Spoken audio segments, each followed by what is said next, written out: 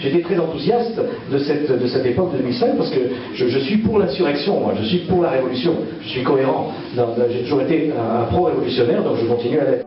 Car, en effet, ce ne sont pas des révolutions à proprement parler, mais ce ne sont pas non plus seulement des soulèvements, moi je dirais que ce sont des décapitations.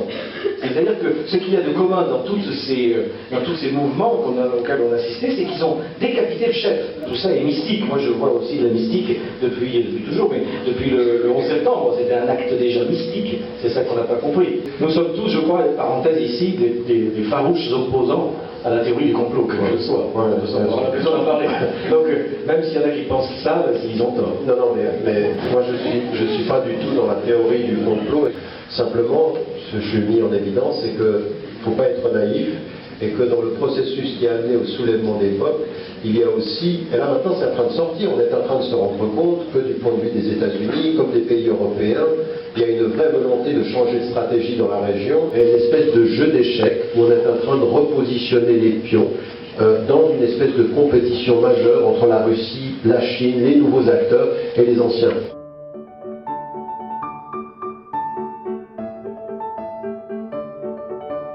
Ils n'ont pas compris, les Occidentaux, que de voter l'islamiste, par exemple en Tunisie, c'est un rempart contre l'impérialisme occidental, qui ne demande qu'à revenir, bien sûr.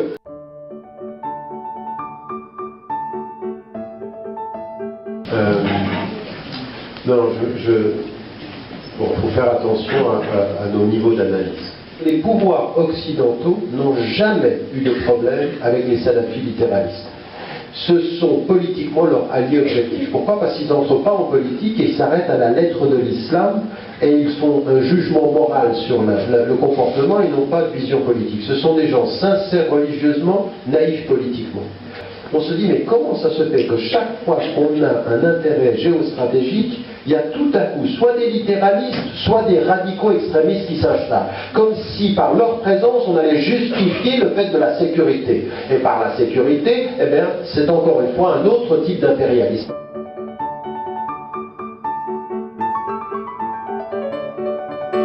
Comment faire une révolution après avoir décapité le pouvoir? Voilà, c'est ça. Sur la question de la décapitation, moi je suis prudemment optimiste là-dessus. La Syrie elle-même est très bien choyée par Israël. Israël ne demande qu'à maintenir Bachar al-Assad au pouvoir. Oui, moi j'aimerais dire une chose par rapport à ça, parce qu'on pourra peut-être ne pas être d'accord, enfin on n'est pas tout à fait d'accord sur cette question-là. Encore une fois, la situation syrienne est très très complexe. Ben Laden, l'idiot utile des États-Unis. Ça, c'est encore la propagande complotiste. En quoi Ben Laden a été l'idiot utile des États-Unis? Si vous étudiez vraiment, et non pas en regardant les documentaires débiles américains qui sont sur l'Internet, vous apercevrez qu'il n'y a jamais eu aucun contact entre Ben Laden et la CIA. Jamais. Je ne suis pas tout à fait d'accord avec Marc-Edouard March, en particulier sur la personne d'Oussama Ben Laden. J'ai étudié cette question et je l'ai étudiée, et contrairement à ce que tu penses, effectivement, à mon sens, et sur le plan des faits, il est en contact avec les Américains, il est poussé par les Américains. Il se pourrait que l'ennemi public numéro 1, Ben Laden, soit l'ennemi allié objectif d'une stratégie américaine. J'écrivais ça en 1995, et à mon sens, ce qui s'est passé par la suite prouvait qu'il a... Non, et là c'est justement une divergence. J'estime, moi, que tu avais raison peut-être de le penser en 1995, mais que le 11 septembre a complètement infirmé cette assertion.